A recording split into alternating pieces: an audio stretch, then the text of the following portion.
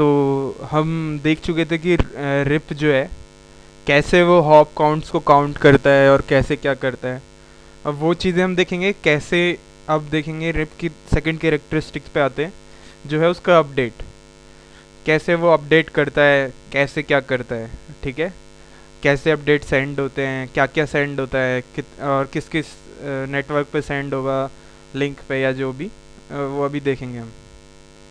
तो मान लीजिए आप रिप चला रहे हैं R1 पे, R2 पे, R3 पे, R4 पे, R5 पे, इस पूरे जो आपने नेटवर्क बना रखा है ये पूरा, तो इस पे आप क्या चला रहे हैं, रिप चला रहे हैं।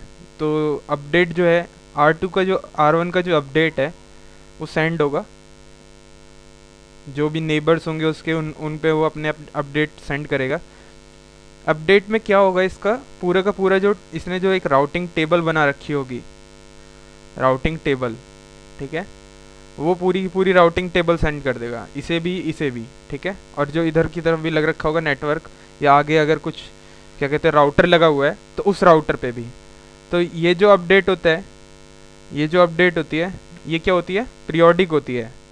तो एवरी 30 सेकंड पे, क्या कहते हैं, एवरी 30 सेकंड पे ये अपडेट सेंड करता है R2 को, ये इसे सेंड करेगा, वैसे ही वाइस वर्सा, और R2 इसे सेंड करेगा, और R5 इधर इधर जो भी नेटवर्क्स होंगे उन पे सेंड करेंगे।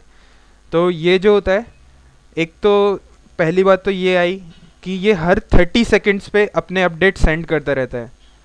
तो रिप की जो एक मेन ड्रॉबैक है वो ये है कि विदाउट एनी चेंज, कोई चेंज नहीं हुआ है राउटिंग टेबल में, फिर भी वो अपडेट सेंड कर रहे हैं। तो वेस्टेज ऑफ बैंडविड्थ, और क्या कहते हैं, जब वेस्टेज हो रही है यहाँ पे, और भी बहुत सारी इसमें प्रॉब्लम है। जैसे क्या कहते हैं, ये स्मॉलर नेटवर्क्स पे सक्सेसफुल है क्योंकि इसकी हॉप लिमिट 15 होती है, ठीक है, और ये राउटिंग बाय र्यूमर्स पे काम करता है, ठीक है। तो अब मानते हैं ये नेटवर्क 6 जो है R4 है, तो ये इस इधर अपडेट सेंड कर रहा है, ये इधर अपडेट सेंड कर रहा है। अब देखते हैं कि क्या क्या मतलब कैसे होता है।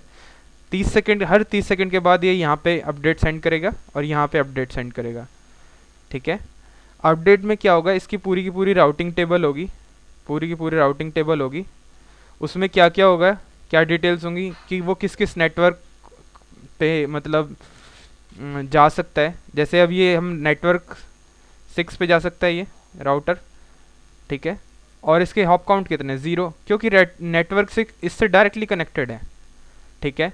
वैसे ही नेटवर्क 7 इससे डायरेक्टली कनेक्टेड है, और वैसे ही नेटवर्क 5 इससे डायरेक्टली कनेक्टेड है। तो यहाँ पे लिखा हुआ होगा इसका कि नेटवर्क 7 पे अगर आपको जाना है तो आप मेरे थ्रू जा सकते हैं, मेरा हॉप काउंट है 0। ये R4 अपना टेबल सेंड कर रहा है। और अगर नेटवर्क 5 पे जाना है तो आप मेरे थ्रू जा सकते हैं, नेटवर्क वो क्या कहते हैं, हॉप काउंट है 0। ये हॉप काउंट मैंने आपको बताया था पिछली वीडियो में कि कितने कैसे काउंट करते हैं, ठीक है। तो R3 अब चेक करेगा, R3 की खुद की एक टेबल होगी, जैसे इसकी अपनी एक टेबल है, R3 की खुद की एक टेबल होगी जिसमें उसके डायरेक्टली कनेक्टेड पहले से ही होंगे। जो हमने नॉर्मल अभी तक हमने डायनेमिक राउटिंग मान लो चलाई नहीं है, तो जो डायरेक्टली कनेक्टेड है वो तो अपने आप कनेक्टेड हो जाएंगे। N1 जो है वो डायरेक्टली कनेक्टेड है 0 हॉप काउंट्स में, N7 जो है वो डायरेक्टली कनेक्टेड है 0 हॉप काउंट्स में, ठीक है। आप ये एक तरह से सोच सकते हैं ये कॉस्ट है, कॉस्ट की तरह मैट्रिक्स की तरह ट्रीट कर रहे हैं, जो भी ट्रीट कर सकते हैं आप, सोच लीजिए। तो ये बोलेगा कि आप अगर N7 पे जाना चाहते हैं, R4 N7 पे जाना चाहते हैं तो मेरे थ्रू चले जाइए। तो R3 क्या बोलेगा कि N7 तो मेरे से डायरेक्टली कनेक्टेड है, तो मैं तेरे थ्रू क्यों जाऊँ, ठीक है। तो वो इसे डिस्कार्ड कर देगा, इस वाले N7 के अपडेट को डिस्कार्ड कर देगा, और N6 और N5 जो इसके उसमें राउटिंग टेबल में नहीं है, ठीक है, तो वो क्या करेगा कि अच्छा ये N6 तो मेरे पास है नहीं, मैं जाना चाहता हूँ तो जा सकता हूँ, और N5 भी मेरे पास नहीं है, नेटवर्क 5 भी डायरेक्टली कनेक्टेड नहीं है। तो ये क्या करेगा, अब ये अपने हॉप काउंट जैसे उसने भेजा, ये अपना पूरा का पूरा राउटिंग टेबल 0 पे, मतलब ये डायरेक्टली कनेक्टेड है। तो ये क्या करेगा, उसमें एक एक ऐड कर देगा कि मेरे को अगर N6 पे जाना है तो मैं जा सकता हूँ थ्रू R4, ठीक है। और R4 क्या करेगा, R4 के थ्रू मतलब N6 पे जा सकते हैं, ये रहे N6, और N5 के लिए तो डायरेक्ट R4 से ऐसे। तो इसीलिए ये एक एक हॉप काउंट बढ़ा दिया इसने, ठीक है। और ये अपनी की पूरी टेबल ऐसे ही ये आगे सेंड करेंगे, ऐसे ही ये इधर सेंड करेगा, ठीक है। अब देखते हैं कि पूरी की पूरी टेबल इनकी होती कैसे है। मान लीजिए R3 की टेबल ये बनी है। अब मैं बताता हूँ आपको कैसे बनेगी। N1 डायरेक्टली कनेक्टेड है, 0 हॉप काउंट। ये R3 की टेबल है, सॉरी R3 की टेबल है कि ये कैसे बनी है। N1 जो डायरेक्टली कनेक्टेड है उसके लिए 0 हॉप काउंट्स, N7 जो डायरेक्टली कनेक्टेड है उसके लिए 0 हॉप काउंट्स, N2 ये रहा। तो N2 के लिए क्या होगा, N2 के लिए उसे जाना पड़ेगा R2 के थ्रू। तो इसके लिए R2 के लिए एक हॉप काउंट ये हो गया, तो ये एक हॉप काउंट ये, ठीक है। अब N6 कहाँ पे, N6 ये रहा, ठीक है। तो N6 के लिए क्या है, उसे जाना पड़ेगा R4 पे, R4 एक हॉप काउंट हो गया, तो इसीलिए उसके आगे उसने लिख दिया है एक हॉप काउंट, ये भी हो गया, ठीक है। N5 यहाँ पे है, ठीक है। तो असल में इसके पास रास्ते तो दो हैं, पर मैंने आपको पहले ही बताया था वो छोटा रास्ता चुनता है हमेशा। इधर से भी अपडेट्स आएंगे, ये जाना चाहे तो N6 पे इधर से भी जा सकता है, 1 2 3 और 4 फिर आ जाएगा, पर जो छोटा रास्ता होगा वो हमेशा वही चुनेगा। तो ये N5 है, N5 यहाँ पे है, इसके लिए भी ये 1 हॉप काउंट, ठीक है, यहाँ पे भी चला जाएगा। और अब आता है हमारा N4 देखने वाला है, सबसे जो मेन चीज़ है इसमें। N4 के लिए इधर से जाता है 1 2 और ये आपका N4 पे आ गया, ठीक है।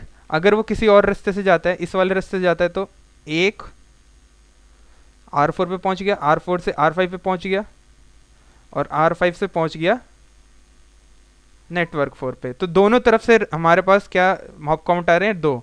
तो जब ऐसा कोई केस होता है कि हॉप काउंट दोनों के इक्वल आ रहे हो, तो हम उसे कहते हैं लोड बैलेंसिंग।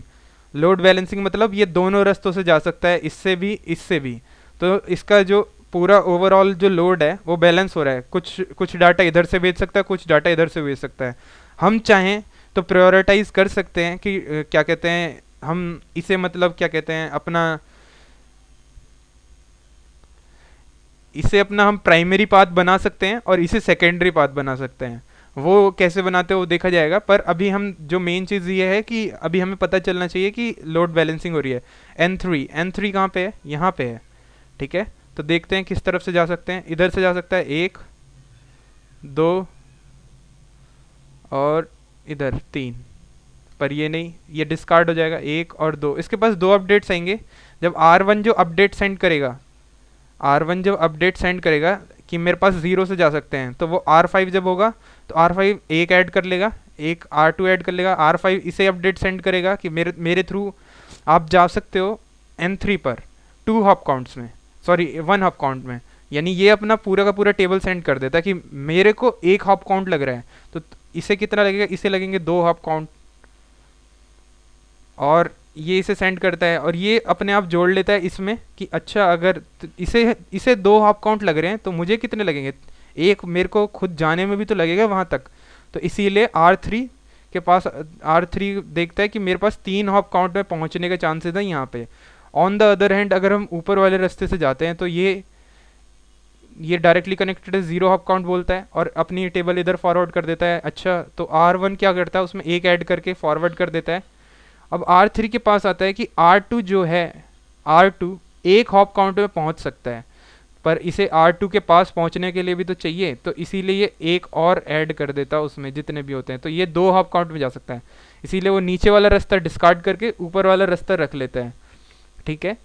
तो ये जो मेन जो है कि ये एक शॉर्टेस्ट पाथ निकालता है और इसमें यूज़ करता है ये bellman Ford distance vector algorithm, ठीक है।